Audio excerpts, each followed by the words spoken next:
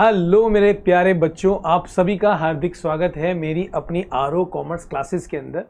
मैं अभिषेक भारद्वाज आप सभी का हार्दिक स्वागत करता हूं।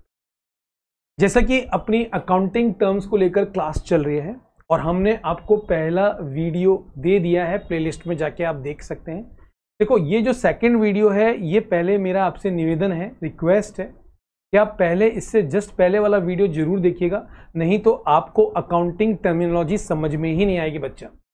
ठीक है, तो ये बहुत इंपॉर्टेंट हो जाता है। तो पहले वाले वीडियो में हमने स्टोरी लाइन प्ले करी है जिससे कि आपको समझ में आए, एक बेसिक से एक छोटे से बेसिक कंसेप्ट्स पे लेमैन लैंग्वेज को यूज करते हुए आपको बेसिक टर्म की बात करिए।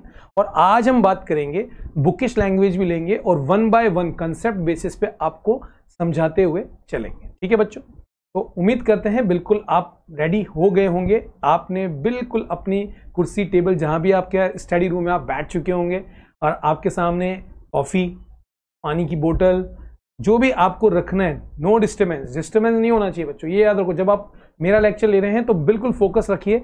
याद रखिए कि हमारी 25, 30, 35 मिनट की जो भी हमारी क्लास आपको मिल रही है वो बहुत डिटेल है और यकीन माने आपके अच्छे मार्क्स आने वाले बच्चों। ठीक है, और हाँ, एक और बहुत इंपॉर्टेंट बात, प्लीज़ लाइक शेयर सब्सक्राइब जरूर कीजिए और अपने दोस्तों के साथ जरूर शेयर कीजिए, क्योंकि यहाँ पे मैं बिल्कुल बेसिक से जो आपके दिमाग में बैठ जाए वो ही अकाउंटेंसी आपको बता रहा हूँ, क्योंकि 11वीं फाउंडेशन है जो बहुत क्लियर होना जरूरी है। ठीक है बच्चों, तो चलिए देरी नहीं करते और आज का हमारा सेकंड जो लेक्चर है अकाउंटिंग टर्म्स को, उसको बच्चा स्टार्ट करते हैं। ठीक है,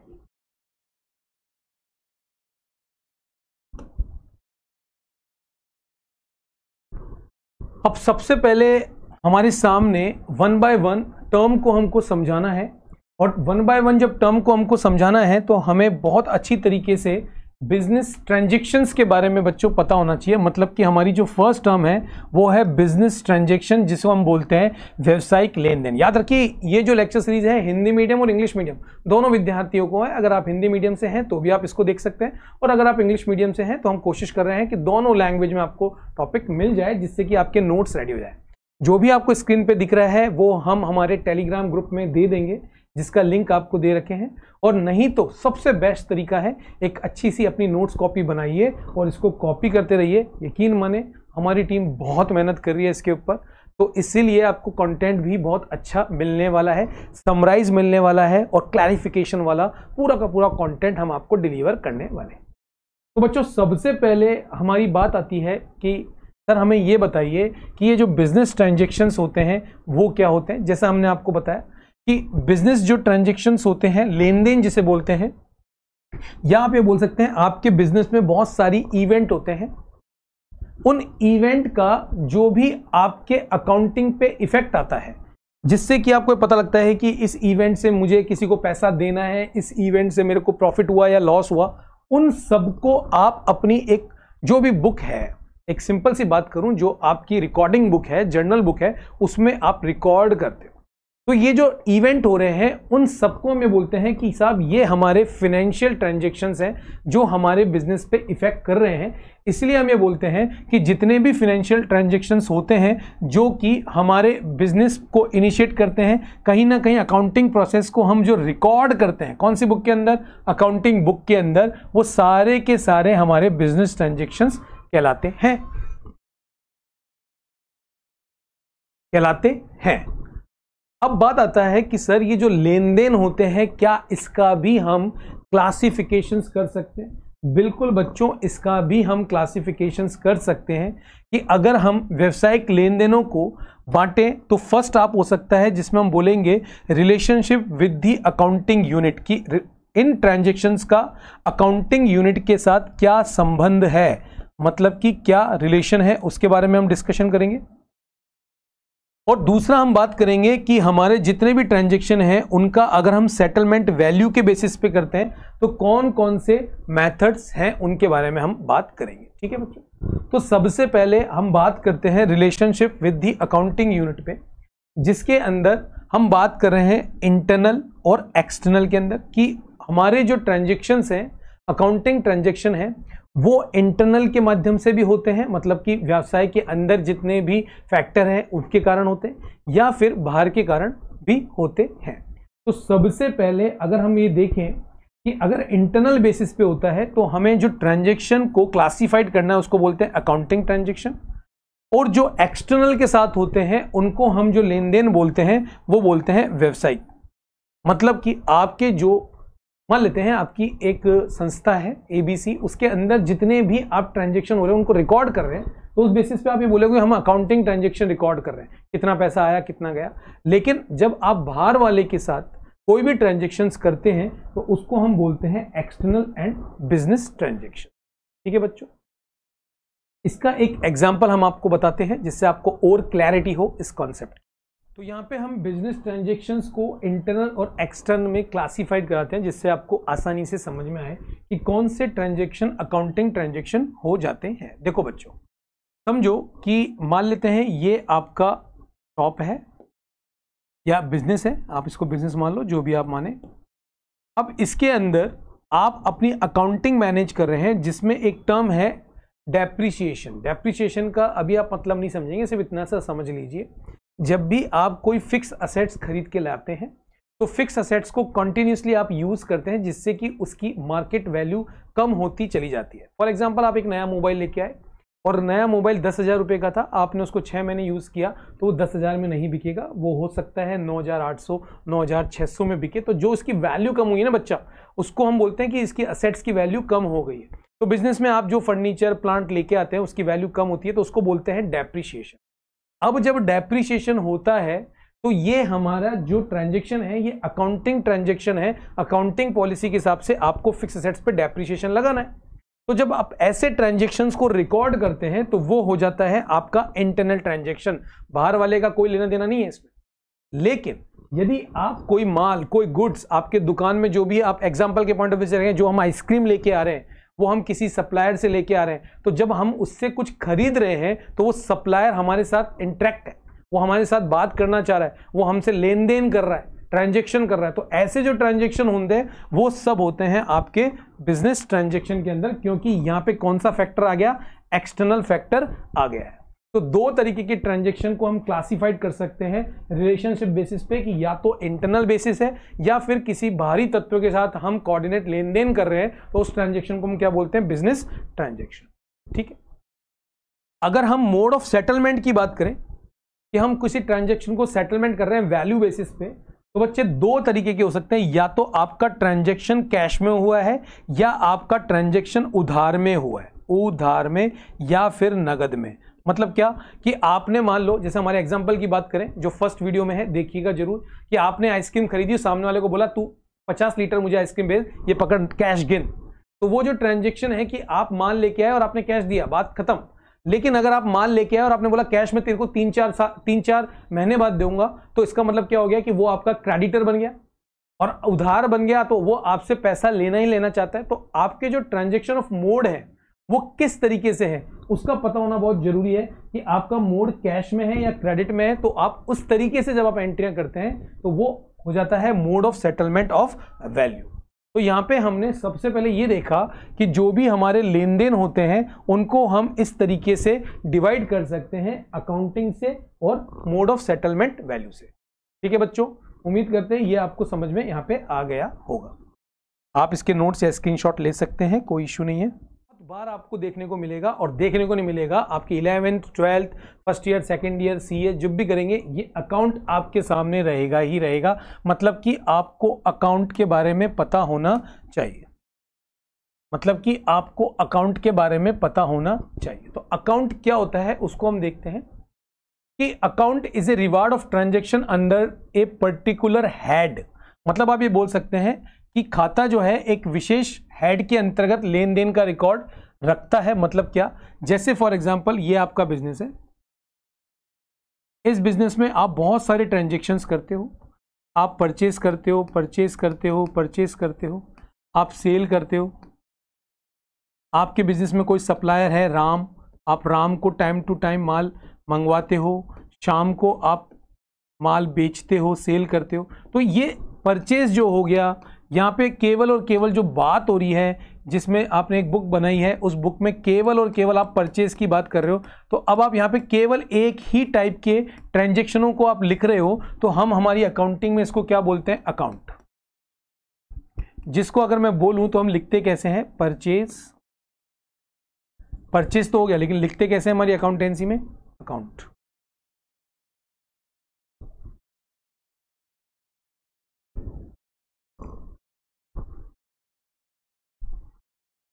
तो हमारी अकाउंटेंसी में हम इसको कैसे लिखते हैं? Purchase account. ठीक है बच्चों। तो इसी तरीके से यहाँ पे सेल्स अकाउंट, राम अकाउंट, शाम अकाउंट, आपने किराया दिया तो रेंट अकाउंट, तो रेंट के बारे में बात हो रही है, सैलरी के बारे में बात हो रही है। तो ये सारा हम जो एक ही पर्टिकुलर शीर्षक में रखते हैं तो वो हमारे क्या कहलाते हैं बच्चों? अकाउंट। क्लियर है? आगे बढ़ते हैं। नेक्स्ट हमारी जो टर्म है उस टर्म का नाम है कैपिटल। जैसा कि हमारे एग्जाम्पल में हमने बताया था, जब ऑनर कोई भी बिजनेस स्टार्ट करता है, मतलब कि capital is the amount invested bye the owner into the business either in the form of money और असेट्स। मैं बिजनेस करना चाह रहा हूं। हमारे एग्जाम्पल में मिस्टर राम थे जिन्होंने आइसक्रीम का शॉप खोला था। उन्होंने अपने फादर से 2 लाख रुपए लिए। फादर जाते जाते बोले ये ले मेरा वॉच भी ले जा, और जो वॉच की वैल्यू है वो भी तो कैपिटल का पार्ट माना जाएगा। तो कैश और उसके साथ साथ दिया जाने वाला काइंड दोनों मिला के कैपिटल का पार्ट माना जाता है। तो कैपिटल के बारे में हम क्लियर कर दिए थे कि कैपिटल जो टर्मिनोलॉजी आपको समझ में आ गया होगा। जब भी कोई एक नया व्यापारी अपना बिजनेस स्टार्ट करता है और उसके साथ साथ जो नगद इंट्रोड्यूस करता है अपने बिजनेस के अंदर, और उसके साथ उसके पास रखा हुआ कोई फर्नीचर है, कुछ भी इंट्रोड्यूस करता है, वो कंबाइंड वैल्यू, नॉट कैश, वो कंबाइंड वैल्यू जो होती है वो सब क्या कहलाती है बच्चा? कैपिटल। क्लियर है? तो यहाँ पे हमने बिजनेस ट्रांजैक्शन को देखा, यहाँ पे हमने अकाउंट को समझा, और उसके बाद हमने एक टर्म देखी कैपिटल। ठीक है, आगे बढ़ते हैं।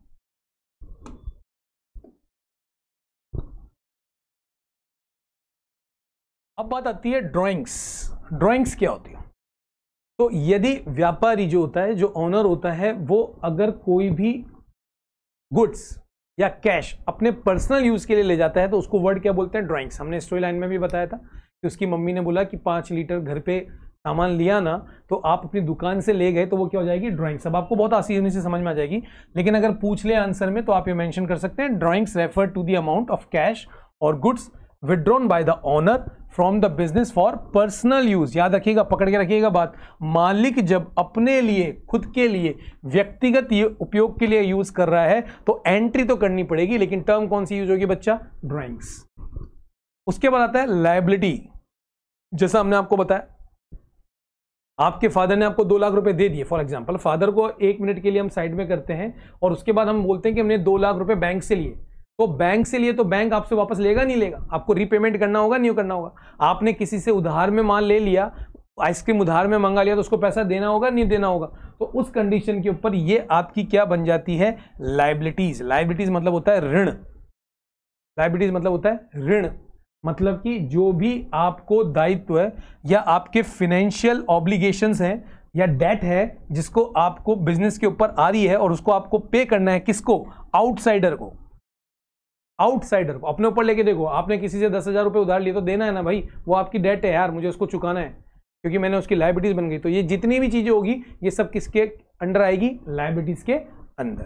ठीक है बच्चा।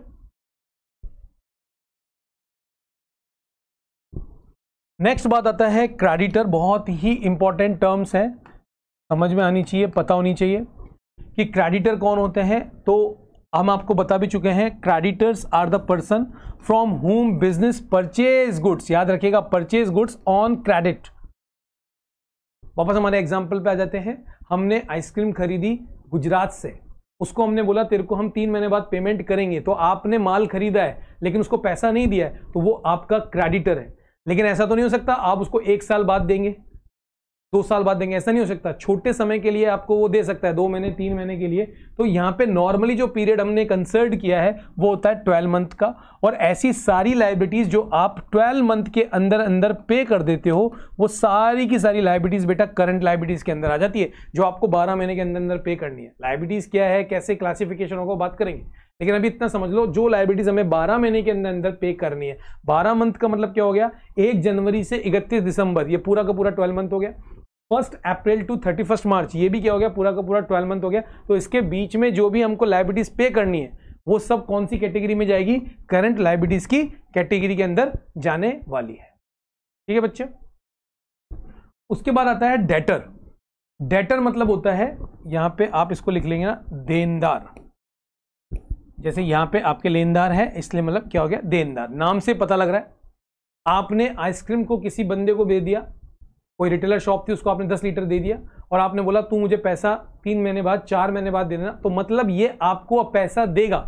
तो जो पर्सन आपको पैसा देगा, क्योंकि आपने उसको उधार के बेसिस पे सेल किया है, तो वो पर्सन बच्चों आपका डेटर होगा।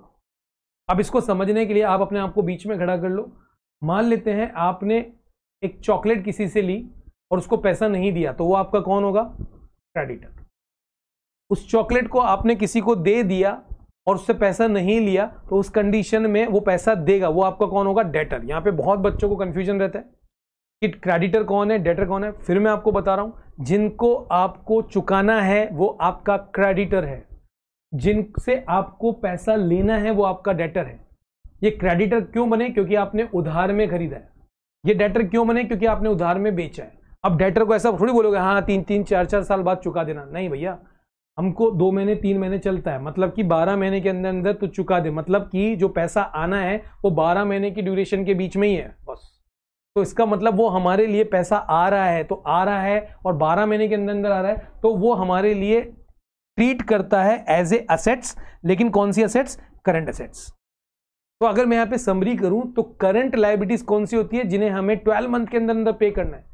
करंट असेट्स कौन होता है, जिन्हें हमें पैसा मिलेगा जिनसे 12 महीने के अंदर अंदर, वो सब की सब हमारे पास असेट्स होती है। सर बिल्डिंग प्लांट भी तो है बेटा, वो बिल्डिंग एंड प्लांट जो होती है उसकी जो ड्यूरेशन होती है वो 12 महीने से ज्यादा होती है, क्योंकि आप उसको यूज करते हो 4 साल 5 साल 6 साल, तो वो आपकी असेट तो है, लेकिन वो नेचर कौन सी रखेगी, फिक्स्ड। लेकिन कुछ असेट जिनसे आपको पैसा मिलना है वो कौन सी कैटेगरीज में करेंगे, हम करंट असेट्स की कैटेगरी में रखते हैं।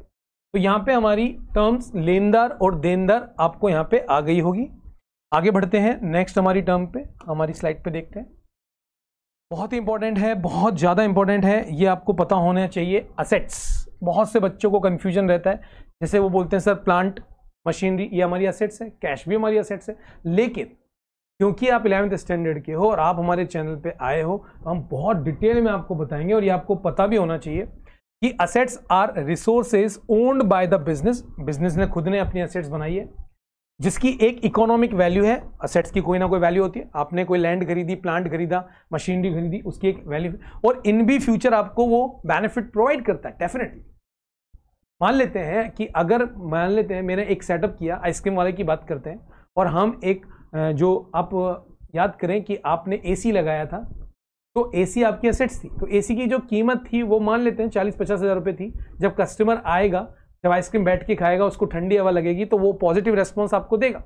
तो उससे ऐसा होगा ना कि आपका जो ग्राहक है वो बढ़ेंगे, जिससे आपको मनी मिलेगी, तो आपको बेनिफिट भी होना है। और जब एसी खराब हो जाएगा, तो जब आप उसको बेचोगे तो उसकी कोई ना कोई वैल्यू भी आपको स्क्रैप में मिलेगी। तो इकोनॉमिक बेनिफिट तो होता है।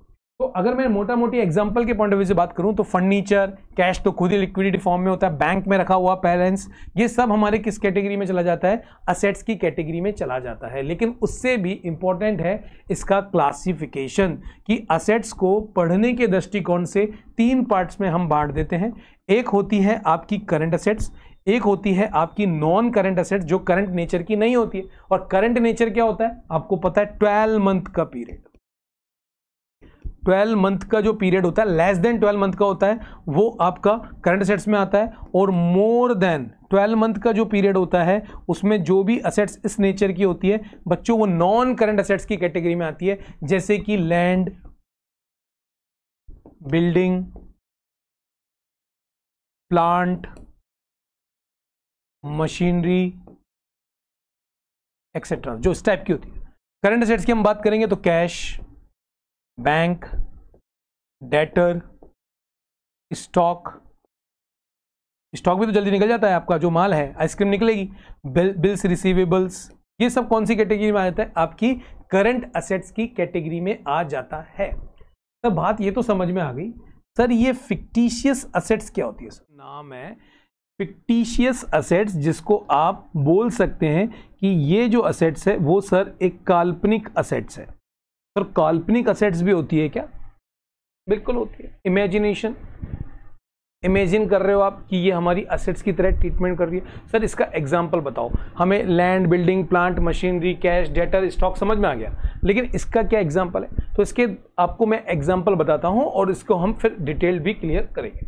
तो अगर आप इसके एग्जांपल की बात करो तो आप अपने बुक में आप देखेंगे डेफर्ड एक्सपेंडिचर। दूसरा अगर हम बात करें तो एडवर्टाइजमेंट एक्सपेंसेस, जिसको हम प्रीलिमिनरी एक्सपेंसेस भी, प्रारंभिक खर्चे भी कह देते हैं, मतलब कि प्रीलिमिनरी एक्सपेंसेस।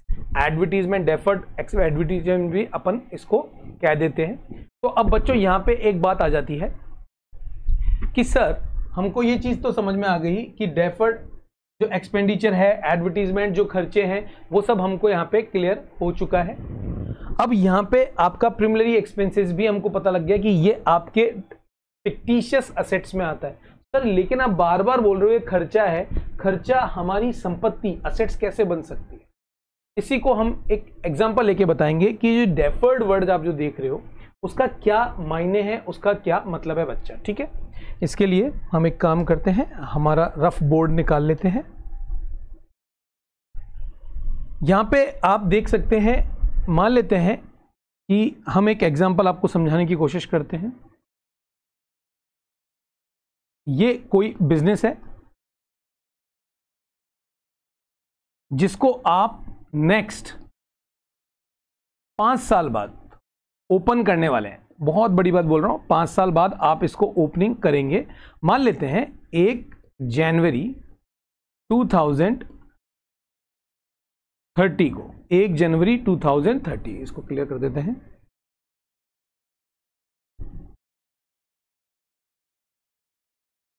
फर्स्ट जनवरी 2030 को आप इसे आज के पॉइंट ऑफ व्यू से आप इसको 1 जनवरी 2030 में स्टार्ट करेंगे। और इस सर बहुत बड़ा टाइम गैप है, 5 साल के करीब आपके पास पड़े हुए हैं, बिल्कुल पड़े हुए हैं। अब मेरी माइंड साइकोलॉजी कहती है कि जब मैं इसकी ओपनिंग करूं उस समय मेरे पास बहुत सारे कंज्यूमर या कस्टमर आने चाहिए।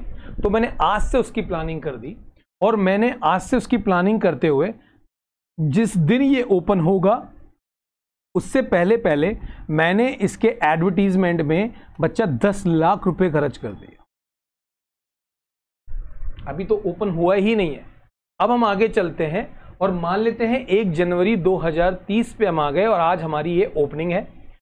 जैसे ही ये ओपन हुआ, लोगों को इसके बारे में पूरी की पूरी अवेयरनेस है, टाइम टू टाइम वो मेरे से एंगेज्ड है। जिस दिन भी मेरा शोरूम, शॉप जो भी मेरा खुलेगा, ओपनिंग, जब भी मेरा स्टोर ओपनिंग होगा तो मेरे पास बहुत सारे क्लाइंट होंगे। तो अब देखो यहां पे मैंने एक बहुत बड़ा खर्चा कर दिया बच्चों, बहुत बड़ा खर्चा, जिससे मुझे 5 साल तक किसी भी तरीके की इनकम नहीं हुई है, याद रखिए। लेकिन जैसे ही 1 जनवरी से मेरा फाइनेंशियल ईयर 31 दिसंबर को खत्म होता है तो मैंने देखा मेरे पास बहुत सारा क्लाइंट आ चुके हैं। अब क्या हुआ, ये जो खर्चा हुआ है, क्योंकि इससे पहले तो मैंने कभी कोई किताबें, बुक्स मेंटेन ही नहीं करी, अब तो मेंटेन अब करने लग गया। तो ये 10,000 रुपए का जो खर्चा है वो आपकी किताबों में, आपकी बुक्स में आप मेंटेन करोगे नहीं करोगे? हाँ सर बिल्कुल करेंगे। अब सुनना जरा, मान लेते हैं आपका बिजनेस स्टार्ट हुआ है और आपने जो प्रॉफिट है, अभी मैं सिर्फ प्रॉफिट की बात कर रहा हूं, आपका प्रॉफिट, आपने प्रॉफिट में है आपका बिजनेस और आपने 4 लाख रुपए कमाए। 31 दिसंबर को आपका अकाउंट ये बोल रहा है 4 लाख। अब क्योंकि अभी तक आपने इस खर्चे को रिटर्न ऑफ नहीं किया है, मतलब कि उसको ट्रांसफर नहीं किया इस खर्चे, अगर मैं इसको उठा के पूरा का पूरा अमाउंट यहां पे लेके आता हूं तो बच्चों देखो 10 लाख रुपए का आपका खर्चा था, जिसमें 4,000 तो आप इस प्रॉफिट से कवर कर लोगे, तो आप बोलोगे सर ये तो हम 6 लाख रुपए के लॉस पे आ गए।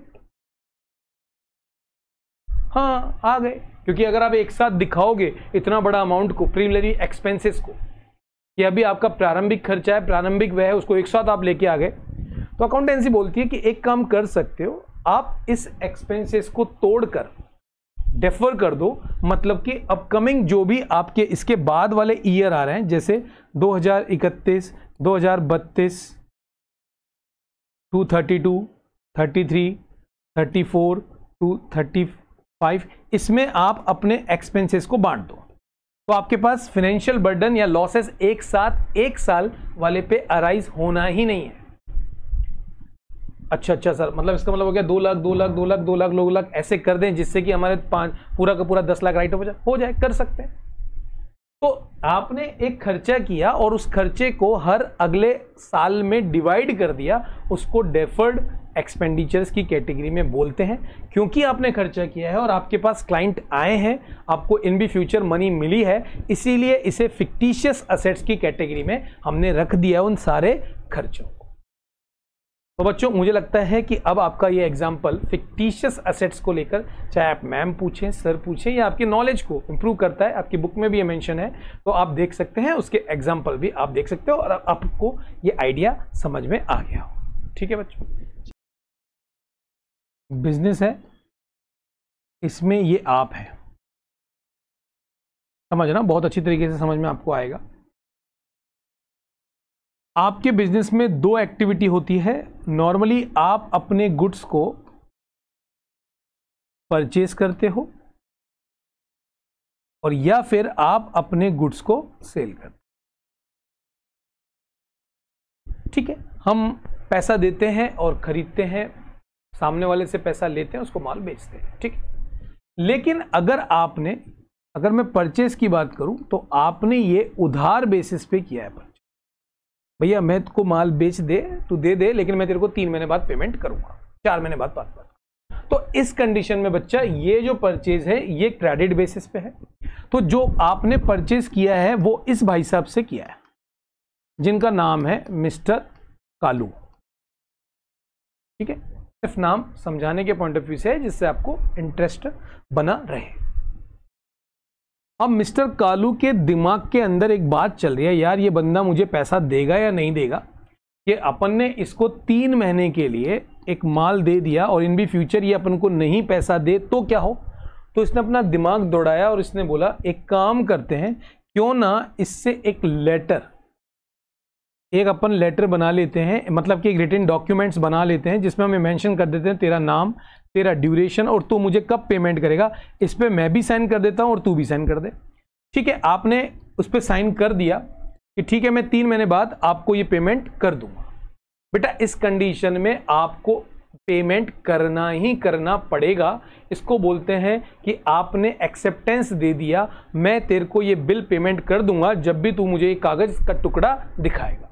तो उस कंडीशन में ये कागज का टुकड़ा आपके इस बिजनेस के लिए BR हो गया है, बिल्स पेबल हो गया, क्योंकि आपको चुकाना है। तो ये क्या हो गया आपका बिल्स पेबल, क्योंकि 3 महीने में चुकाना है। तो इसका मतलब सर ये लायबिलिटीज हो गई, लेकिन कौन से नेचर की बेटा, ये लायबिलिटीज हो गई आपकी करंट लायबिलिटीज। क्लियर है बच्चों?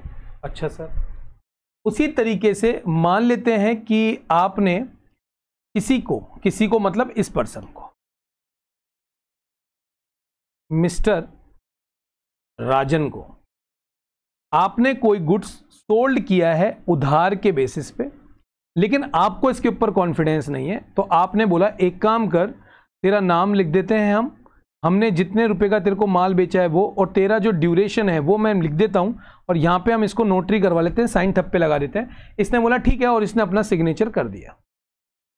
अब बच्चों इस कंडीशन में ये जो कागज का टुकड़ा है ये आपके बिजनेस के लिए एक तरीके के लिए बिल्स रिसीवेबल्स बन चुका है। मतलब कि गले में अगर आपके पास BR रखा हुआ है तो वो कैश की तरह ही है, आप उसको दिखाओगे कभी भी मांगो, क्योंकि इसने साइन किया। तो उस कंडीशन में बिल्स रिसीवेबल, क्योंकि छोटी टर्म 90 दिन 120 दिन के लिए होता है, इसीलिए इसको करंट असेट्स की तरह ट्रीटमेंट करते हैं कि आपके डेटर ने अपना सिग्नेचर करके दे दिया है, और BP के अंदर बिल्स पेबल्स के अंदर आपने अपने क्रेडिटर को सिग्नेचर करके दे दिया है। तो उस बेसिस पे दोनों टर्म की रेट हो जाती है, एक होता है आपका BP और एक होता है आपका BR। ठीक है क्या बच्चा?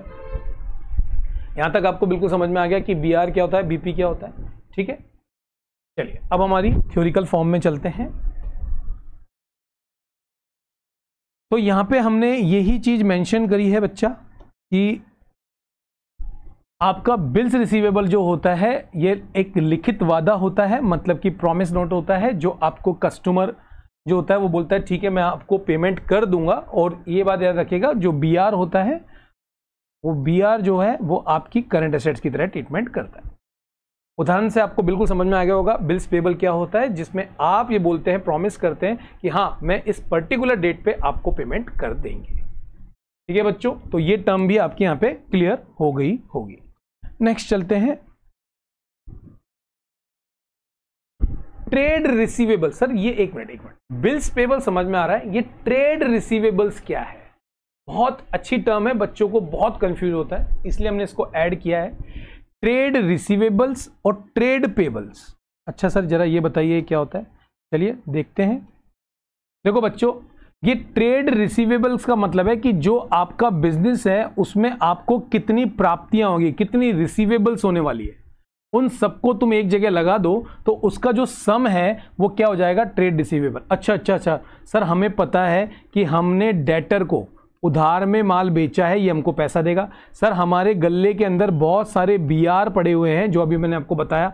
अच्छा आप ये बोल रहे हो कि अगर हम इन दोनों को कि मान लेते हैं 1000 रुपये के हमारे डेटर्स रखे हुए हैं और बीआर हमारे पास 5000 रुपये के रखे हुए हैं, तो इन भी फ्यूचर हमारे पास 6000 रुपये आने वाला है। तो ये आपका पूरा का पूरा मतलब जिसमें डेटर एंड बीआर दोनों को ऐड कर देते हैं तो बच्चों इसको क्या बोलते हैं, ट्रेड रिसीवेबल्स। हमको पैसा मिलेगा।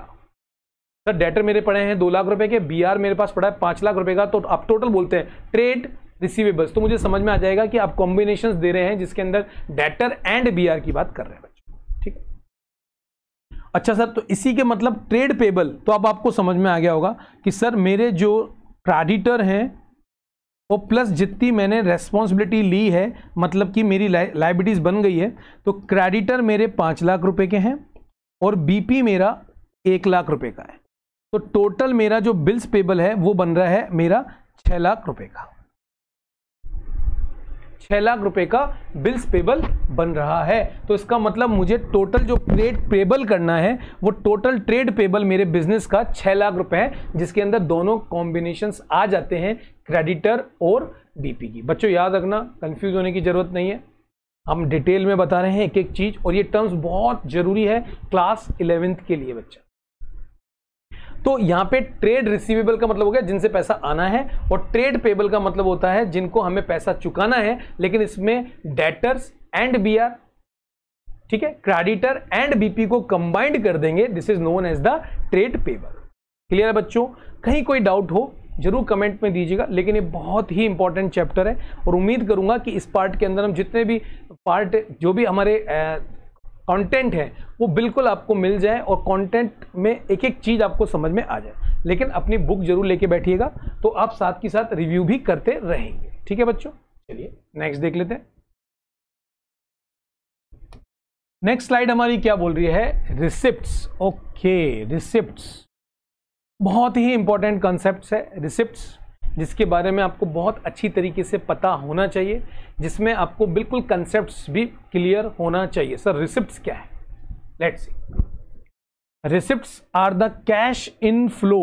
ओके, कैश इनफ्लो, इनफ्लो मतलब हमारे बिजनेस में कैश आ रहा है और कैश आउटफ्लो का मतलब है जा रहा है। ठीक है, हमारे बिजनेस में बहुत डिफरेंट फॉर्मेट से पैसा आता है। हमने सर हमारा आइसक्रीम का बिजनेस था, हमने आइसक्रीम बेची, हमारे पास पैसा आ गया। सर हमने हमारे आइसक्रीम शॉप के ऊपर एक रूम था, उसको किराए पे दे दिया, हमारे पास पैसा आ रहा है। सर हमने कमीशन लिया, वो भी हमारे पास पैसा आ रहा है। तो इसका मतलब आपके पास तो रिसिप्ट हो रही है भाई, आपको सेल के थ्रू हो रहा है, आपने कहीं भी लोन ले लिया तो उसके अंदर भी आपको पैसा मिल रहा है, आपने कहीं इन्वेस्टमेंट किया उससे भी आपको पैसा मिल रहा है। तो जहां भी आपको कैश इनफ्लो हो रहा है वो सब रिसिप्ट की कैटेगरी में है।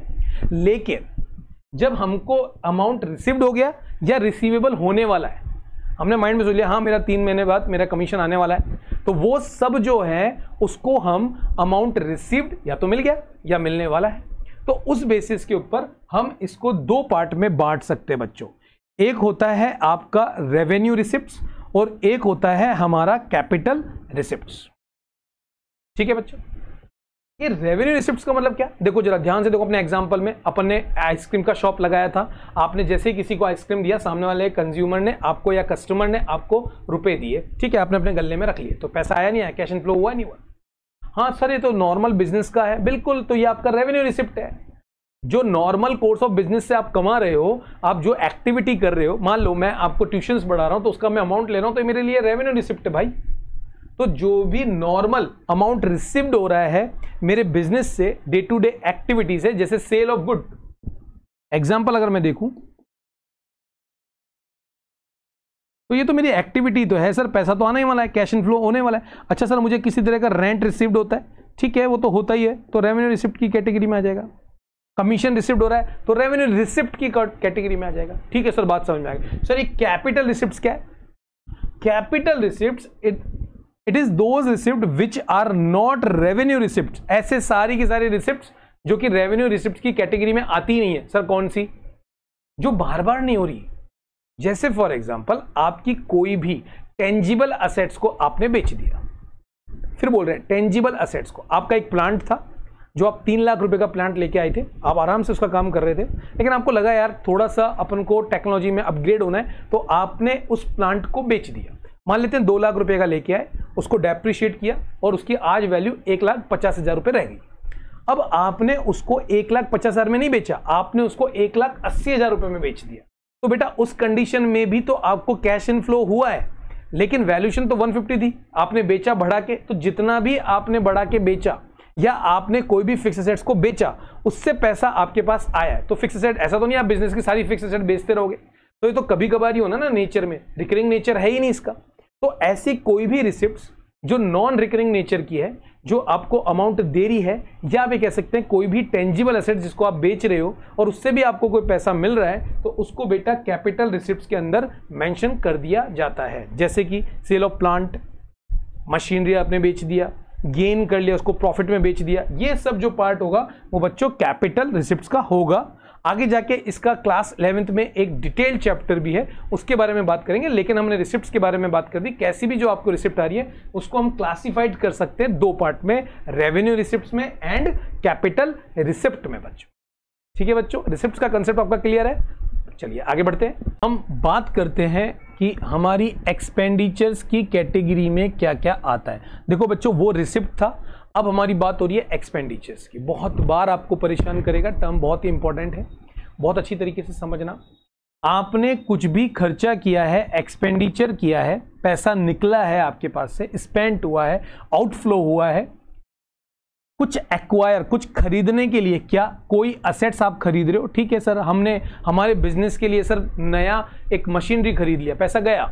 ठीक है सर, हमने माल खरीद लिया, पैसा गया, दिखा ना, गुड्स। हमने कोई सर्विसेज ले ली, पैसा गया, इंटरनेट की सर्विसेज ले ली, पैसा जा रहा है, आउटफ्लो हो रहा है। हमारे बिजनेस के लिए हम कोई ना कोई खर्चा कर रहे हैं, तो हम उसको एक्सपेंडिचर की कैटेगरी में देंगे। अगेन हमारे सामने एक चीज आ गई कि उस एक्सपेंडिचर को हम क्या मानेंगे, एक तो मानेंगे रेवेन्यू एक्सपेंडिचर और एक मानेंगे कैपिटल एक्सपेंडिचर्स। अच्छा सर, अभी आपने बताया जिससे हमको कुछ कॉन्सेप्ट्स क्लियर हो गया। रेवेन्यू मतलब जो बिजनेस से रिलेटेड हो, जो कोर बिजनेस का हो, जो कॉन्टिन्यूसली आप कर रहे हो, रिकरिंग कर रहे हो खर्चा, बिजनेस को लेकर इनकम नेचर का है। बिल्कुल बच्चों, जितना भी आपका जो पूरे के पूरे एक फाइनेंशियल ईयर में आप खर्चे करते हो, रेंट पेड कर दिया, कमीशन पेड कर दिया, इलेक्ट्रिसिटी एक्सपेंसेस दे दिया, वेजेस दे दिए, ये सब टर्म भी आपको आ गई। लेकिन आप जो भी आपके बिजनेस को डे टू डे चलाने के लिए जो खर्चे हैं, वो सब बेटा आपको रेवेन्यू एक्सपेंडिचर के अंदर कैटेगराइज करने रहते हैं एक फाइनेंशियल ईयर के अंदर। फाइनेंशियल ईयर आपको पता है पूरे 12 मंथ का होता है। एक तो होता है आपका कैलेंडर ईयर, जो कि स्टार्ट होता है 1 जनवरी से, ऑब्वियसली बात है 12 महीने 31 दिसंबर को आएंगे। और दूसरा फाइनेंशियल ईयर जो होता है वो आपका आता है 1 अप्रैल से टू 31 मार्च। ठीक है बच्चों, तो यहां पे जो आपका लाभ होता है ये उसी लेखा वर्ष में समाप्त हो जाता है जिस लेखा वर्ष में आपने ये खर्चा किया है। मतलब आपने जो खर्चा किया है वो इसी पर्टिकुलर ईयर के लिए किया है, तो आपने जो खर्चा किया उससे आपको जो भी बेनिफिट हुआ या डूब गया, जो भी हो, वो खर्चा आपका रेवेन्यू एक्सपेंडिचर के नेचर में।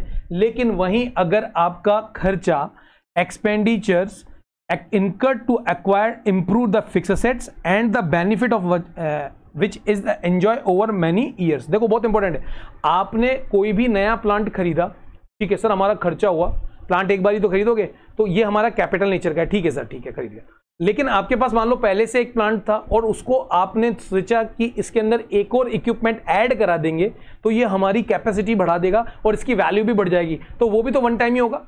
तो अगर कैपेसिटी बढ़ाने के लिए भी आपका कोई खर्चा हो रहा है और बार बार नहीं होगा तो बच्चों उसको हम क्या मानेंगे, कैपिटल एक्सपेंडिचर। और रिकरिंग नेचर में जो होता है वो तो हम क्या मानते हैं, रेवेन्यू एक्सपेंडिचर्स।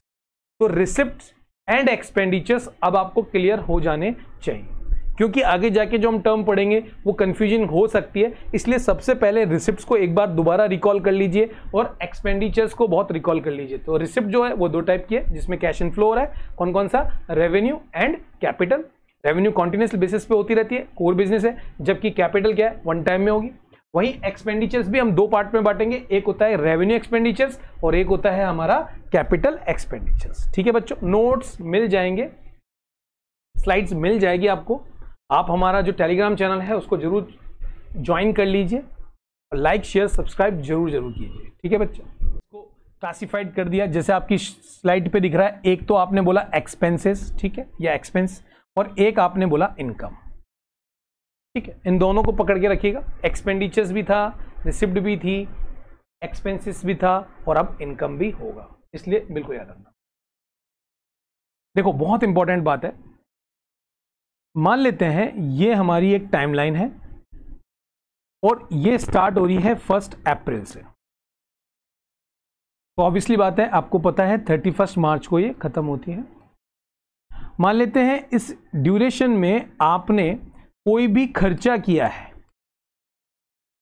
मतलब कि एक्सपेंसेस किया है, और उस एक्सपेंसेस को जो आपने किया है उससे आपको कुछ बेनिफिट हो रहा है। जैसे आपने एक एडवर्टीजमेंट एक्सपेंसेस कर दिया, छोटा सा एडवर्टीजमेंट फेसबुक ऐड पे कर दिया, मान लेते हैं 1000 रुपए का।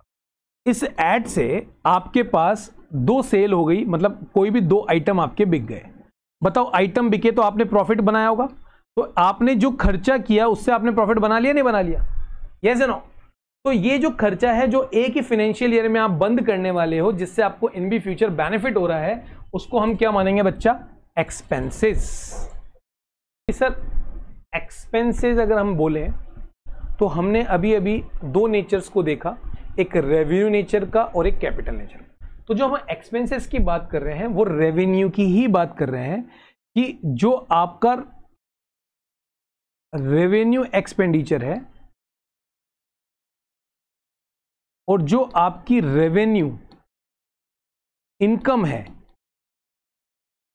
उन्हीं की बात हम कर रहे हैं। यहां पे कैपिटल का कोई लेना देना नहीं है। कि मान लो आपने जो खर्चा किया, ये जो मैं बोल रहा हूं ना बार बार, कि आपने जो भी एक्सपेंसेस किया है पूरे साल, ये जो एक्सपेंसेस है वो कौन से नेचर का है, आपका रेवेन्यू एक्सपेंडिचर नेचर का। और जो आपको इनकम मिल रही है वो भी कौन सी मिल रही है, रेवेन्यू इनकम।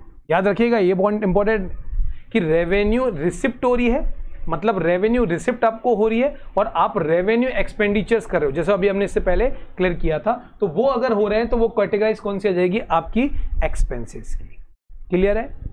उसके बाद हमारे पास आती है इनकम। इसको प्रॉफिट कहें तो भी कोई दिक्कत नहीं है। पूरे 1 साल में आपने जितना प्रॉफिट कमाया है, this is known as the income. तो सर अगर हम इसका एक फॉर्मूला ड्राइव कर दें, प्रॉफिट हम कमा रहे हैं रिकरिंग नेचर से, क्योंकि हम बार बार एक्टिविटी कर रहे हैं। अच्छा, तो सर हम प्रॉफिट तो जब भी कमाएंगे ना, हमने एक कमाया, आपकी रिसिप्ट हुई 100 रुपए की और आपका खर्चा हुआ 80 रुपए का, तो इसका मतलब हमने सर 1 साल के अंदर हमारा रेवेन्यू नेचर का, याद रखिएगा रेवेन्यू रिसिप्ट जो हुई है, मतलब कि अगर हम इसे एक फॉर्मूला बेसिस पे बात करें तो हम ये भी तो बोल सकते हैं प्रॉफिट या फिर इनकम, जिसके अंदर हम रिसिप्ट में से जो हमको मिला है 1 साल के अंदर जो बिजनेस रिलेटेड है, उसमें से अगर हम एक्सपेंडिचर को माइनस कर दें तो क्या हमारे पास प्रॉफिट रहेगा? बिल्कुल रहेगा। अब प्रॉब्लम यह है कि सर आपने रिसिप्ट 2 तरीके की बताई थी, तो बच्चा यहां पे रिसिप्ट याद रखिएगा कौन से नेचर की होगी, रेवेन्यू नेचर की। और यहां पे जो एक्सपेंडिचर होगा कौन से नेचर का होगा, रेवेन्यू एक्सपेंडिचर। याद रखना, रिसिप्ट भी आपको रेवेन्यू चाहिए, एक्सपेंडिचर भी आपको रेवेन्यू नेचर का चाहिए। तो अगर हम रिसिप्ट में से 100 रुपए का आपने ड्यूरिंग द ईयर कोई भी रेवेन्यू कमाया है, सॉरी ड्यूरिंग द मंथ आपने कोई भी कमाया और उसका खर्चा भी आपने रेवेन्यू नेचर का किया है, एक्सपेंडिचर, तो आपके सामने क्या जनरेट हो जाएगा बच्चा? प्रॉफिट। किसी भी तरह की कंफ्यूजन नहीं होना चाहिए, याद रखिएगा। यहाँ पे अगर हम एक्सपेंसेस की बात करें तो नेचर भी कौन सा रहना चाहिए? रेवेन्यू एक्सपेंडिचर्स, रेवेन्यू इनकम में से माइनस करके, वो हमारा खर्चा है। एक साल की बात हो रही है, उसी साल में आपने कुछ खर्चा किया है और डे टू डे बिजनेस से रिलेटेड एक्टिविटी में किया है, तो वो सब आपका एक्सपेंसेस और इनकम की कैटेगरी में माना जाएगा। बच्चों ये चार जो पॉइंट अभी आपने पढ़े, रिसिप्ट्स, एक्सपेंडिचर्स, एक्सपेंसेस और इनकम, इनको बहुत अच्छी तरीके से समझ लेना। एक अगर मैं शॉर्ट करूं तो इनकम मतलब कि प्रॉफिट, लेकिन वो प्रॉफिट वो ही माना जाएगा जो कि आपका रिसिप्ट माइनस एक्सपेंडिचर होगा, जिसका नेचर रेवेन्यू नेचर का होगा। याद रखिएगा इस बात, ठीक है। तो रेवेन्यू टाइप का नेचर और कैपिटल नेचर आपने यहां पे इन चारों जो अपन ने लास्ट टाइम में जितना भी हमने जो टर्म्स देखी है उनमें आपको यहां पे क्लियर हो गया होगा। ये टर्म का बहुत ही इंपॉर्टेंट चैप्टर है। आप क्लास 11th में बच्चे हो तो अगर ये नहीं आएगा तो फिर आपकी पूरी बुक आपको बहुत कॉम्प्लिकेटेड लगने लग जाएगी। तो इसको बहुत अच्छी तरीके से आपको समझना भी है और राइट डाउन भी करना है, ठीक है बच्चों। बहुत ही इंपॉर्टेंट टर्म आपको यहाँ पे दिख रही है, इस टर्म का नाम है बच्चा प्रीपेड एक्सपेंसेस। बहुत ही अच्छी टर्म है। और दूसरा है हमारा आउटस्टैंडिंग एक्सपेंसेस।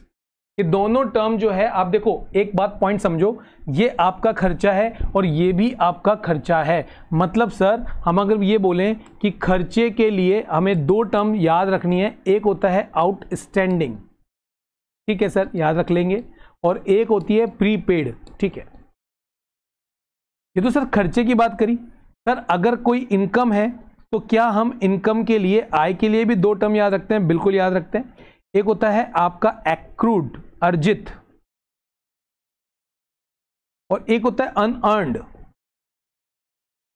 अनुउपार्जित, ठीक है बच्चा, अनअर्न्ड। तो अभी हम जो बात कर रहे हैं वो हम खर्चे को लेकर जो ये टर्म है प्रीपेड उसकी बात करेंगे और उसके बाद हम आउटस्टैंडिंग खर्चे की बात करेंगे, ठीक है। इसके लिए एक बार हम क्या करते हैं, इसको मिटा देते हैं। प्रीपेड एक्सपेंसेस क्या होता है और आउटस्टैंडिंग एक्सपेंसेस क्या होता है, समझने के पॉइंट ऑफ व्यू से हम एक काम करते हैं। सबसे पहले आउटस्टैंडिंग एक्सपेंसेस को पहले हम समझाते हैं, जिससे आपको समझ में आसानी से आ जाएगा। एग्जाम्पल के तौर पर ये आपकी टाइमलाइन है जो 1/4/2022 से स्टार्ट हो रही है अप्रैल में, तो ऑब्वियसली बात है खत्म हो रही है 31 मार्च 2023, ठीक। अब मान लेते हैं हमारी फर्म ने, जो हमारी आइसक्रीम वाली शॉप थी, मान लेते हैं शॉप है, आप याद करें कि ये जो शॉप थी, इस शॉप का हमने रेंट डिसाइड किया था, मान लेते हैं 1000 रुपये पर मंथ। हमारी जनवरी, अप्रैल पकड़ लेते हैं क्योंकि हम अप्रैल से बात कर रहे हैं, अप्रैल, मई, जून, जुलाई, अगस्त, बहुत इंपॉर्टेंट कॉन्सेप्ट है, सितंबर, अक्टूबर, नवंबर, दिसंबर, जनवरी एंड फरवरी एंड मार्च, ठीक है बच्चों। एक इमेजिनेशन लाइन पकड़ लेना हर मंथ की। हम ये बोल रहे हैं कि अगर हम यहां पे खड़े होके आपसे पूछ रहे हैं कि अगर मैंने आपकी बुक्स देखी यहां पे इस एंड में, जो आप फाइनल अकाउंट बनाते हो, यहां पे खड़े होके मैंने आपकी बुक को देखा और मैंने बोला यार मुझे पूरे साल आपने कितना रेंट दिया, तो आप बच्चों बताओ पूरे साल आपने कितना रेंट दिया होगा? 12,000, क्योंकि हर महीने आप 1000 रुपये का रेंट दे रहे हैं आपके बिजनेस को। तो जैसे मैंने रेंट देखा तो आपका रेंट बोल रहा है आपने ओनली 10,000 रुपये पे किया है। याद रखिएगा 10,000 रुपये पे किया है, लेकिन आपको पता है कि बनेगा कितना? 12,000, क्योंकि हमने 1 अप्रैल से लिया है और हमारा फाइनेंशियल ईयर 31 मार्च को बंद हो रहा है, तो हमारा बनेगा कितना? 12,000। दिया कितना है? 10,000, ठीक है। लेकिन आपको पता होना चाहिए कि जो फाइनल समरी होती है उसके अंदर जो आपका फाइनेंशियल ईयर है, मतलब कि 2022 और 2023 31 मार्च के बीच में आपके जितने भी एक्सपेंसेस होते हैं वो चाहे आपने पे किए हों या नहीं पे किए हों, आपके अकाउंट में आने चाहिए। बता देंगे आप कि भैया ये मेरा एक्सपेंसेस बनेगा पूरे 12 महीने का, लेकिन प्रॉब्लम क्या है, आपने तो 10,000 रुपये दिखा रखे, तो भैया 2,000 रुपये सर हम दिखाएंगे कैसे, क्योंकि 10,000 में तो हमने एक्चुअल में कैश दिया है, लेकिन 2,000 का तो हमने पे ही नहीं किया। तो अकाउंटेंसी बोलती है रुको रुको रुको, हम इस 2,000 के लिए आपको एक नई टर्मिनोलॉजी देते हैं, उसका नाम है आउटस्टैंडिंग, कि आपको एक्सपेंसेस दैट आर ड्यू, हो चुका है ड्यू, सामने वाला बोल रहा है भाई पैसे दे पैसे दे पैसे दे, लेकिन आपने सैलरी नहीं दी और आपका आपने रेंट नहीं दिया और आपका फाइनेंशियल ईयर खत्म होने वाला है, तो भैया आप इस कंडीशन में दिखाओगे कि हमारा जो रेंट है वो एक्चुअल कैश पेमेंट तो हुआ 10,000, लेकिन आउटस्टैंडिंग रेंट अभी भी हमारा है 2,000 रुपये, तो पूरे साल में हमारा कितना दिखेगा, 12,000, बिल्कुल टिकना भी चाहिए। वो बात अलग है आपने कैश में पे कर दिया, उधार इतना रह गया, बकाया इतना रह गया, जब भी तो इसको बकाया बोल रहे हैं, अगर आप ये दिखाओगे नहीं तो पता ही नहीं लगेगा। तो इसे बोलते हैं बेटा आउटस्टैंडिंग एक्सपेंसेस, जो आपने अभी तक नहीं चुकाया, याद रखिएगा। ठीक है सर, समझ में आ गया। मान लेते हैं हमने आपकी यही एग्जांपल से लेके चल रहे हैं, और हमने जैसे आपकी बुक को देखा और हमने रेंट को देखा, तो हमें पता लगा आपका रेंट दिख रहा है 15,000 रुपीज। अरे सर दे दिया ज्यादा, आपने बनना था 12, आपने दे दिया 15, मतलब 3,000 जो रुपए है वो आपने अगले साल के दे दिए। मान लेते हैं अगले साल के अप्रैल, मई और जून के भी आपने दे दिए। प्रीपेड, पेड तो करना था लेकिन वो नेक्स्ट ईयर करना था, लेकिन आज आपने उसको दे दिया, तो वो एक्सपेंसेस है, लेकिन आप उसको किस कैटेगरी में मानोगे, प्रीपेड। अच्छा सर, देखो हमारी अकाउंटेंसी क्या कहती है कि सर हमारे पूरे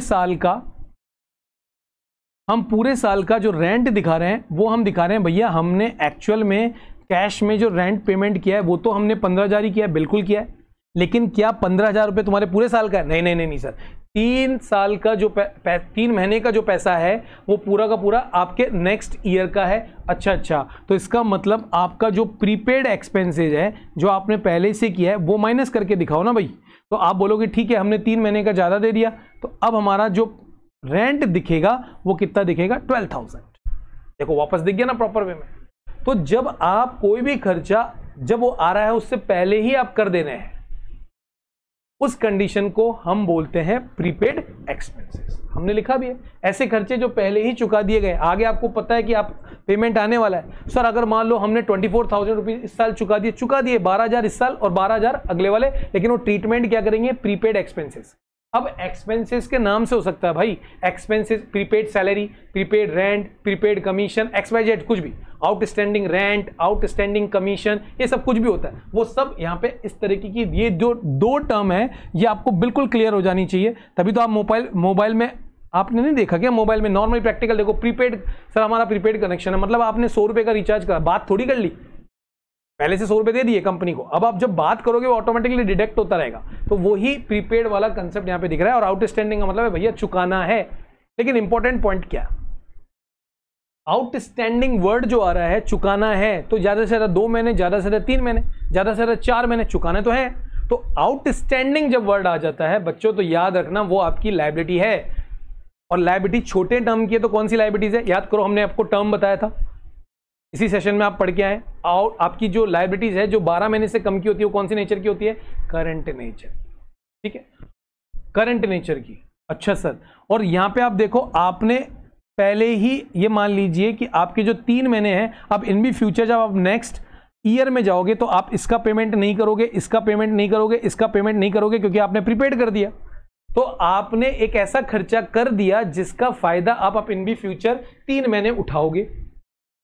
ओके, 3 महीने सर, एक ऐसी असेट्स को हमने बना लिया जिसका हम फायदा उठाएंगे। जैसा कि हमने जैसा कि हमने डेफर्ड एक्सपेंडिचर्स में पहले खर्चा कर दिया, उसका फायदा हमने बाद में उठाया। तो सेम टू सेम जो प्रीपेड है असेट्स की तरह ट्रीटमेंट करता है कोई भी खर्चा, करंट असेट्स की तरह ट्रीटमेंट करता है। मैंने लिखा प्रीपेड सैलरी, तो जितना भी प्रीपेड अमाउंट है वो करंट एसेट्स की तरह ट्रीटमेंट करेगा बच्चों, याद रखिएगा।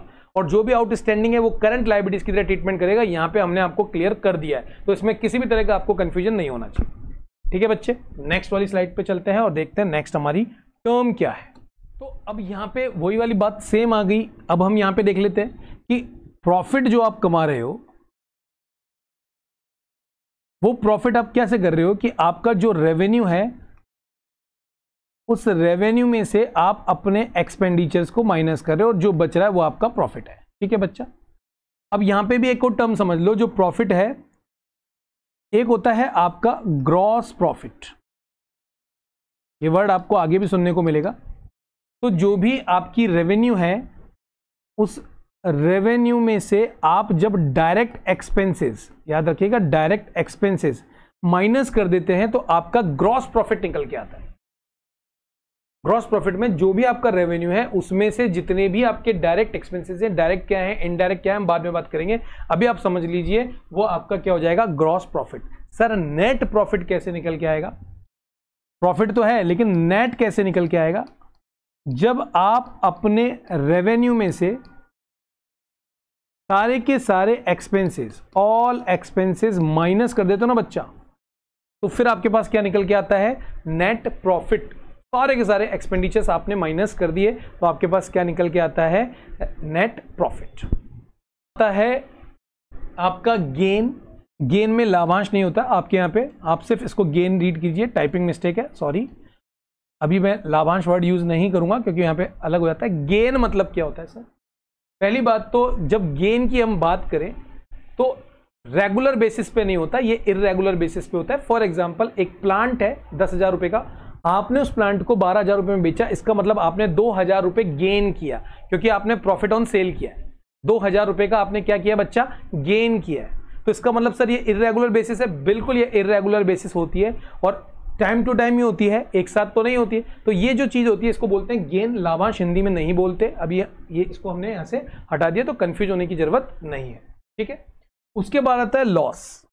When total expenses exceed the total income. Definitely अगर आपकी इनकम ज्यादा हो जाएगी एक्सपेंसेस से तो प्रॉफिट में आप आ चुके होंगे, लेकिन अगर आपके खर्चे ज्यादा हो गए आपकी इनकम से तो आप लॉस में हैं भाई, आप घाटे में हैं क्योंकि आपने खर्चे बहुत ज्यादा कर लिए और उतनी आपकी इनकम नहीं हो रही, इसका मतलब आप लॉस में। ठीक है बच्चों, तो ये भी आपको एक टर्म लॉस की देखने को मिलेगी। आगे बढ़ते हैं।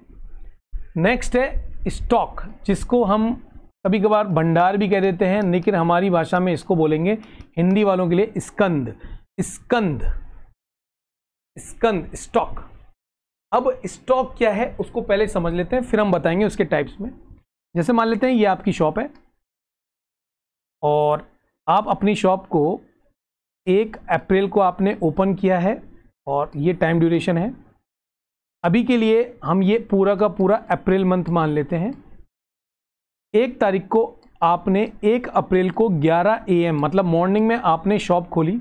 जब आपने शॉप खोली तो यहाँ पे आपके पास 150 किलो या लीटर जैसा भी मान लें आपके पास कोई आइटम रखा हुआ था, 150 किलो। इसका मतलब जब आपने दुकान ओपन करी 1 अप्रैल को तो आपके पास स्टॉक रखा हुआ है 150 रुपये। 150 kg का आपके पास स्टॉक रखा हुआ है, इसको बोलते हैं ओपनिंग, ओपनिंग स्टॉक।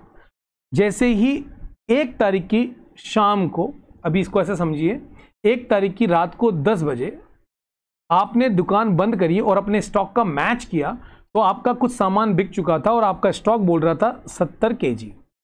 तो 1 अप्रैल की सुबह और 1 अप्रैल की शाम को आपका स्टॉक में चेंज आ गया और ये स्टॉक आपका 70 kg रह गया, 70 kg। तो ये भी बच्चा स्टॉक है, लेकिन ये कौन सा स्टॉक है? Closing stock. मेरा पॉइंट समझना, 70 kg का माल आपकी दुकान पे रखा हुआ है। अगले 2 अप्रैल को जब आप शटर उठाते हैं, 2 अप्रैल को, तो आप जब शटर उठाते हैं तो जरा बच्चों मुझे ये बताओ आपका स्टॉक कितना होगा? 150 या 70? आप बोलेंगे सर 70। बिल्कुल 70 kg। बताओ अभी क्या बन गया आपका? ओपनिंग स्टॉक बन गया सर, क्योंकि आप ये देखेंगे कि मॉर्निंग जो आपका टाइम था 11 AM 1 तारीख को, उसमें आपका 150 kg का स्टॉक था ओपनिंग और रात तक आपका रह गया 70 kg। लेकिन नेक्स्ट दिन यही क्लोजिंग स्टॉक आपका क्या बन गया?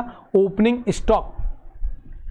अच्छा सर, तो 1 अप्रैल की मैंने एक दिन से आपको समझाने के लिए बताइए, लेकिन अगर मैं आपको बोलूं 1 अप्रैल को आपके पास 150 लीटर आइसक्रीम थी और 31 मार्च, याद रखिएगा 31 मार्च पूरे 12 महीने के बाद आपके पास एक क्लोजिंग स्टॉक हुआ होगा 70 kg का, तो उस कंडीशन में पूरे साल का एक ओपनिंग स्टॉक हो गया और एक क्लोजिंग स्टॉक हो गया। जब हम नेक्स्ट ईयर में एंटर करेंगे तो वही क्लोजिंग स्टॉक उस नेक्स्ट वाले ईयर का ओपनिंग स्टॉक बन जाएगा। समझाने के पॉइंट ऑफ व्यू से मैंने आपको ये चीज बता दी है कि जो स्टॉक बचा हुआ रह जाता है, जो स्टार्टिंग में है वो ओपनिंग है, और जो बचा हुआ रह जाता है उसको क्या बोलते हैं, क्लोजिंग स्टॉक। ठीक है बच्चा, तो दो तरीके के स्टॉक आपने देख लिए। तो जो क्लोजिंग है वही क्या बन जाता है, ओपनिंग स्टॉक रह जाता है। तो कुल मिला के जो अकाउंटिंग ईयर में ऐसा माल रह जाता है जो आपका नहीं बिका, वो आपका क्या हो जाता है, क्लोजिंग स्टॉक। आप फेंकोगे तो नहीं, अगली 1 तारीख को आप वापस उसको ओपनिंग स्टॉक में मान लेते हैं, तो वो सारा का सारा जो क्लोजिंग स्टॉक है वो क्या बन जाता है, आपका ओपनिंग स्टॉक। ठीक है सर, बात समझ में आ गई। लेकिन स्टॉक को क्लासिफाइड किया जा सकता है कुछ 3 बेसिस पे। अच्छा सर, ये क्या? इसके लिए हम क्या करते हैं, एक बार के लिए इसको रफ कर देते हैं। होता है स्टॉक की, अगर हम नेचर वाइज देखें तो स्टॉक को एक हम करते हैं रॉ मटेरियल, एक हमारा होता है WIP वर्क इन प्रोग्रेस, और एक आपका होता है फिनिश गुड्स। ठीक है बच्चा, स्टॉक की ही कैटेगरी होती है। फॉर एग्जाम्पल, आप आइसक्रीम अभी तक ला रहे थे गुजरात से और बेच रहे थे, लेकिन मानते हैं अब ला नहीं रहे हैं आप, और आप मिल्क ला रहे हैं, आइसक्रीम पाउडर ला रहे हैं और उसका स्टॉक अपने पास रख रहे हैं, मतलब कि आप कच्चा माल ला रहे हैं, रॉ मटेरियल। मान लेते हैं आप लाए मिल्क, आप लाए आइसक्रीम पाउडर। मिल्क आपके पास रखा हुआ है 100 kg, मान लेते हैं, सॉरी केजी नहीं, लीटर में, क्योंकि मिल्क है। आपके पास आइसक्रीम रखा हुआ है 100 kg का। तो ये जो सारे के सारे आपके पास स्टॉक रखा हुआ है, ये तो कहीं ना कहीं जाके प्रोसेस होगा ना। तो ये जो स्टॉक आपके पास रखा हुआ है, इस स्टॉक को हम बोलेंगे कि सर ये जो स्टॉक तो है, लेकिन ये कौन सा स्टॉक है, रॉ मटेरियल, बिल्कुल कच्चा सामान रखा हुआ है सर, अभी मशीनों में जाएगा सर। ठीक है सर, ये यहां से सामान उठता है और आपका एग्जाम्पल के तौर पर आपकी जो फैक्ट्री है उसमें यहां पे मशीनें लगी हुई है, उसमें ये चला जाता है जिससे आइसक्रीम बन रही होगी। तो यहां पे जो माल आपके पास बन के आ रहा है, जिसपे अभी मान लेते हैं कि बन के दिख गया, उसका फिजिकल एग्जिस्टेंस आ गया, लेकिन उसके ऊपर लेबलिंग नहीं हुई है, उसका डेकोरम सेट नहीं हुआ है, तो ऐसा जो भी माल आपके पास रखा हुआ है, आप बोलेंगे सर आइसक्रीम के डब्बे रखे हुए हैं हमारे पास 100 kg के, लेकिन सर अभी इसके ऊपर है ना 100 kg के या 100 लीटर के, मैं बार बार केजी बोल रहा हूँ, मैं स्टॉक का ध्यान रह जाता है मोटा लिक्विडिटी पे। तो मान लेते हैं 100 लीटर आपका रखा हुआ है, लेकिन इसके ऊपर सर अभी प्रिंटिंग नहीं हुई है सर, तो इसका मतलब ये वर्क जो है वो आधा है, स्टॉक बिल्कुल आधा बना हुआ है, मतलब वर्क इन प्रोग्रेस में, अभी कंप्लीट नहीं हुआ है। हाँ सर, ये आधा माल है, ये हमारे यहाँ पे रखा हुआ है, अभी इस पे और काम होना है। तो ये जो स्टॉक आपके पास रखा हुआ है, this is known as the WIP, work in progress. ठीक है, आगे बढ़ के इसकी एडवर्टीजमेंट प्रमोशन हो जाता है, और ये डब्बा बिल्कुल बहुत ही अच्छा आइसक्रीम का डब्बा आपका जो आता है 1 लीटर 2 लीटर 5 लीटर जितने भी लीटर का आता है, वो आपको यहाँ पे दिखने लग गया और बिल्कुल पैकेजिंग के साथ दिख गया। तो ये जो हमारा स्टॉक है वो हमारा फिनिश गुड्स स्टॉक है, जो मार्केट में उतरने के लिए रेडी है। तो इसका मतलब अगर आप मैन्युफैक्चर कंसर्न में हैं तो आपके पास ये 3 फेज के अंदर माल होगा, रॉ मेटेरियल का स्टॉक, WIP का स्टॉक एंड फिनिश गुड्स का। सर हम ट्रेडिंग में हो तो ट्रेडिंग में आपके पास तो फिनिश गुड्स का ही स्टॉक रहता है, इसका मतलब इन दोनों का तो कोई प्रोसीजर होता ही नहीं है, ये तो उन लोगों के लिए जो मैन्युफैक्चरिंग कर रहे हैं। तो यहाँ पे हमने स्टॉक का भी क्लासिफिकेशन कर लिया कि नॉर्मली अगर मेंशन है तो ठीक है, opening stock and closing stock finish goods का, लेकिन अगर मैन्युफैक्चरिंग में है तो आपको ये 2 तरीके के स्टॉक्स देखने को मिलेगा बच्चा। क्लियर है? आगे बढ़ते हैं, डिस्काउंट। बहुत बार आपको ये टर्म देखने को मिलेगी, आगे इसका डेडिकेटेड चैप्टर भी हम यहाँ पे देखेंगे। तो सिंपल सी बात आ जाती है, जब आप अपना जो भी गुड्स बेच रहे हैं, जैसे मान लेते हैं आपने 100 रुपए का कोई माल मटेरियल बेचना है, जिसको आपने बोला ठीक है तू 90 रुपए दे और जा। तो जब आप इस तरीके का कोई चीज दे रहे हैं, 10 रुपए की कटौती कर रहे हैं, तो उस कटौती को हम क्या बोल देते हैं बच्चा, डिस्काउंट। और हमारी अकाउंटेंसी में 2 तरीके के डिस्काउंट फेमस हैं, एक है TD जिसके बोलते हैं ट्रेड डिस्काउंट, और एक होता है आपका CD जिसे बोलते हैं कैश डिस्काउंट। सर ये क्या, प्रैक्टिकल समझो। मेरी दुकान, मेरी आइसक्रीम में फुल आइसक्रीम भरी हुई है 200 लीटर, आप आए, आपने बोला सर आइसक्रीम क्या भाव दे रहे हो, मैं बोला भैया 1 लीटर 50 रुपए की। आपने बोला सुनो सर मैं सारी की सारी ले लूंगा, एक साथ सारी की सारी खरीद लूंगा, बल्क में खरीद लूंगा, अब बताओ। मैंने बोला ठीक है, एक काम कर 40 रुपए लीटर में ले जा। तो उस कंडीशन में मैंने 10 रुपए का आपको डिस्काउंट दे दिया, क्योंकि आप ट्रेड भी बड़ी ले रहे हैं, आप एक साथ ले रहे हो। तो ऐसा डिस्काउंट अगर आपने बल्क क्वांटिटी में उठा लिया है, तो वो जो डिस्काउंट है उसको बोलते हैं ट्रेड डिस्काउंट। यहाँ पे कैलकुलेशन होता है हमारी अकाउंटेंसी में, मतलब आप जब कैलकुलेशन करेंगे सामने वाला मेरा 100 लीटर ले गया 40 के हिसाब से, इसका मतलब है वो 4000 रुपए दे के निकल लिया, ठीक है। अब उस कंडीशन में जो ट्रेड डिस्काउंट जो होता है, ट्रेड डिस्काउंट वो शो नहीं करते, नरेशन में मेंशन कर दो ठीक है, कैलकुलेशन कंप्यूटेशन कर लो ठीक है, लेकिन ये ट्रेड डिस्काउंट हम अकाउंटिंग में शो नहीं करते। वहीं कैश डिस्काउंट क्या है जरा उसको देखो। मान लेते हैं आपका राम कुमार नाम से एक पर्सन है जिसको आपने क्रेडिट बेसिस पे गुड्स को बेचा और उसको आपने बोला 3 महीने बाद पेमेंट कर देना, मुंह जबानी ओरल ऐसी बात थी। उसका पेमेंट 10,000 रुपये आना था, 3 महीने हो गए, 4 महीने हो गए, आप कंटिन्यूसली कॉल कर रहे हो और वो आपको पेमेंट नहीं दे रहा। आपने एक ऑफर दिया, यार एक काम कर, तेरा हिसाब किताब बराबर करते हैं, तू एक काम कर 9,000 रुपये दे के फ्री हो। तो वहां पे जो आपने 1,000 रुपये का डिस्काउंट दिया ना भैया, आपने घाटा खाया है, तो उसको बोलते हैं डिस्काउंट अलाउड। मतलब आपने डिस्काउंट दिया है और वो भी कैश के ऊपर डिस्काउंट दे दिया, क्योंकि आपको 10,000 आने थे, आपने 9,000 रुपये दे के खरीद कर लिया। वहीं अगर उल्टा करते हैं, आपको किसी को 20,000 का पेमेंट करना था और आपने बहुत आनाकानी करी और उसने बोला ठीक है यार तू मुझे 15,000 रुपये दे और तेरा फुल एंड फाइनल खत्म कर, तो इसका मतलब है आपने डिस्काउंट, मतलब कि आपके बिजनेस ने डिस्काउंट ले लिया है, इसको बोलते हैं डिस्काउंट रिसीव्ड। तो ऐसा भी होता है कि जैसे एक एग्जांपल के तौर पर मैंने बोला कि आप पूरी की पूरी मेरी आइसक्रीम जो है वो लेके जा रहे हो, तो आपने बोला भैया मैं टीडी भी लूंगा, मैं सीडी भी लूंगा, क्योंकि मैं पेमेंट कैश में कर रहा हूं, ठीक है। तो मैंने बोला एक काम कर 45 में, जो 40 था तू 35 में ले जा। तो आपने 10 रुपए जो है वो तो टीडी दे दिया और 5 रुपए आपने क्या दे दिया, सीडी दे दी, क्योंकि आपके पास कैश आ रहा है, बात खत्म। आप क्रेडिट वेडिट के चंगल में फंसना ही नहीं चाहते। तो यहाँ पे इस कैश डिस्काउंट को भी 2 पार्ट में हम डिवाइड कर देते हैं, डिस्काउंट अलाउड में, डिस्काउंट रिसीव्ड में। अब एक कॉमन सेंस की बात है, ये एक्सपेंसेस की तरह ट्रीटमेंट करेगा और ये आपके लिए प्रॉफिट की तरह, या आप भी बोल सकते हो इनकम की तरह ट्रीटमेंट करता है बच्चों। तो यहां पे जो हमारा पूरा का पूरा पार्ट नंबर वीडियो 1 था, जिसके अंदर हमने एक स्टोरी लाइन डेवलप की थी आइसक्रीम वाले शॉप की, और उसके बाद हमने 1 बाय 1 हमारी जो पावर पॉइंट प्रेजेंटेशन है उससे आपको कॉन्सेप्ट क्लियर करवाया है। तो आशा करता हूं कि जितनी भी टर्म है, जो सबसे ज़्यादा इंपॉर्टेंट टर्म्स हैं, वो सब हमने यहाँ पे डिस्कशन कर लिए। एक बार में नहीं समझ में आया दोबारा देखिए, पूरा वीडियो देखो, आपके लिए बहुत ही इंपॉर्टेंट चैप्टर है और आपको ये चैप्टर आना चाहिए। शुरू के फर्स्ट चैप्टर, सेकंड चैप्टर जो है वो भी बहुत इंपॉर्टेंट है, लेकिन accounting practical point of view से आपको एक कंसेप्ट बिल्कुल क्लियर होना चाहिए। क्या परचेज है, क्या सेल्स है, क्या परचेज रिटर्न, क्या सेल्स रिटर्न, क्या इनकम, क्या एक्सपेंसेस, डेटर, क्रेडिटर्स, डिस्काउंट, सबके बारे में बच्चा आपको क्लियर होना चाहिए। तो उम्मीद कर रहे हैं आपको हमारी ये सीरीज पसंद आ रही होगी, मेरा पढ़ाया हुआ आपको समझ में आ रहा होगा। किसी भी तरह का डाउट है कमेंट में दीजिए, नोट्स आपको हमारे टेलीग्राम चैनल पर मिल जाएंगे। तो बच्चों बिल्कुल आपकी पढ़ाई करते रहिए, आप मेरे साथ जुड़े रहिए, यकीन मानिए आप कॉन्टिन्यूसली वर्क करेंगे, बहुत अच्छा रैंक आएगा, बहुत अच्छा कॉन्सेप्ट्स क्लियर हो जाएगा। डर नाम की तो सब्जेक्ट से कोई टेंशन होनी ही नहीं चाहिए, अकाउंटेंसी बड़ा ही प्यारा सब्जेक्ट है। ठीक है बच्चों, आज के लिए इतना ही, थैंक यू, बाय बाय।